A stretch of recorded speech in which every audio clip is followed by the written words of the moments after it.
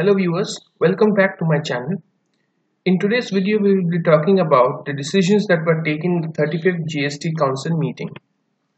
So moving to the highlights of the 35th GST Council meeting. So the first decision was that the GST annual return due date, it will be extended from 30th June to 31st of August 2019 for financial year 2017-18.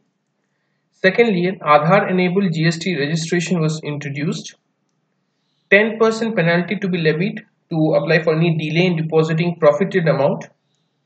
E-invoicing will start from January 2020. E-ticketing will be made mandatory for multiplexes. Decision on cutting down of the rate on electric vehicles, charges and leasing thereof deferred. Committee to submit its report. So this rate cut decision has been deferred and the committee will submit its report. Rate cut for lottery put on hold. Matter to be referred before an Attorney General. GSTAT is to be renamed as GST Appellate Tribunal. States to decide the number of GST Appellate Tribunal required by them. So now we will discuss in detail. First one is that the GST annual return due date has been extended till 31st August. So the due date for filing of GSTR 9, GSTR 9A and 9C for financial year 17-18. It has been extended by 2 months till 31st of August. Aadhaar enabled GST registration has been introduced. So in order to ease the current process of GST registration and reduce the paperwork involved, GST Council has given a go ahead to a new system of verification of taxpayers who are registering themselves under GST.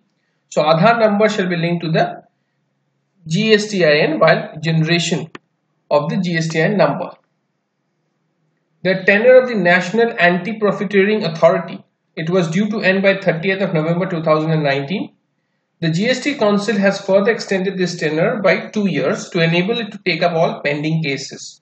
So the National Anti-profiteering Authority's tenure has been increased by 2 years from 2019. So authority can now take up new cases in future due to rate cut issues, indicating GST Council has plans for further rationalization of GST rates.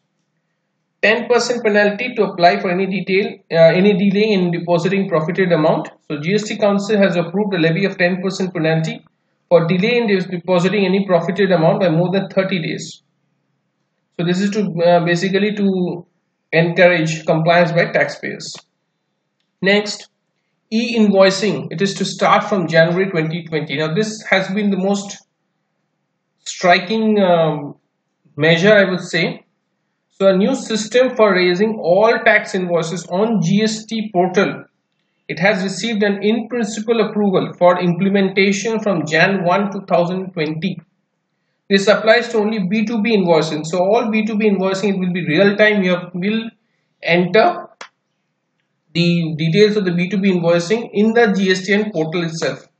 So no separate e-way bill will be required in case of an e-invoice. The returns should be framed from these e-invoices only. So you do not have to wait till the end of the month if you are monthly taxpayer to enter the details B2B invoice details.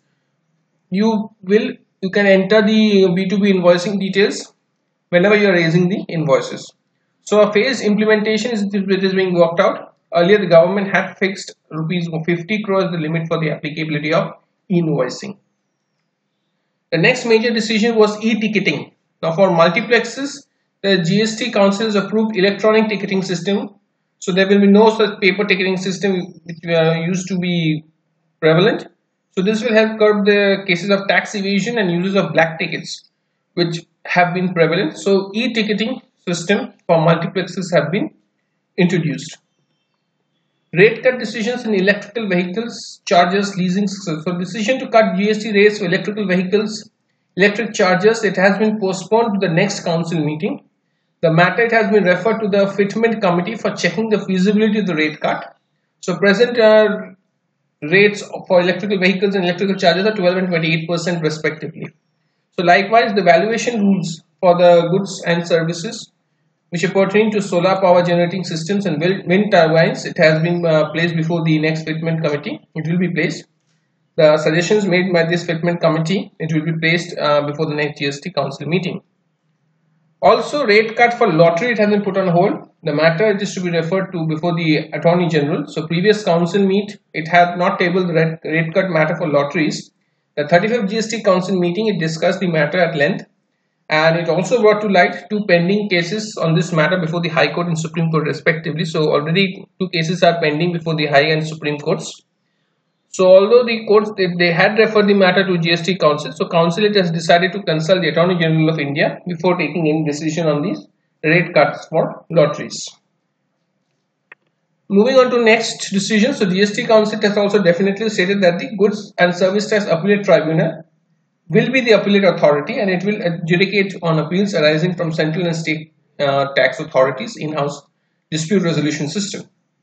So the states will be the deciding factor on the number of GSTAT which will be required by them, as a result of which there can be two tribunals in one state. So the GST Appellate Tribunal, there can be more than one tribunal because the states are to decide the number of GSTAT.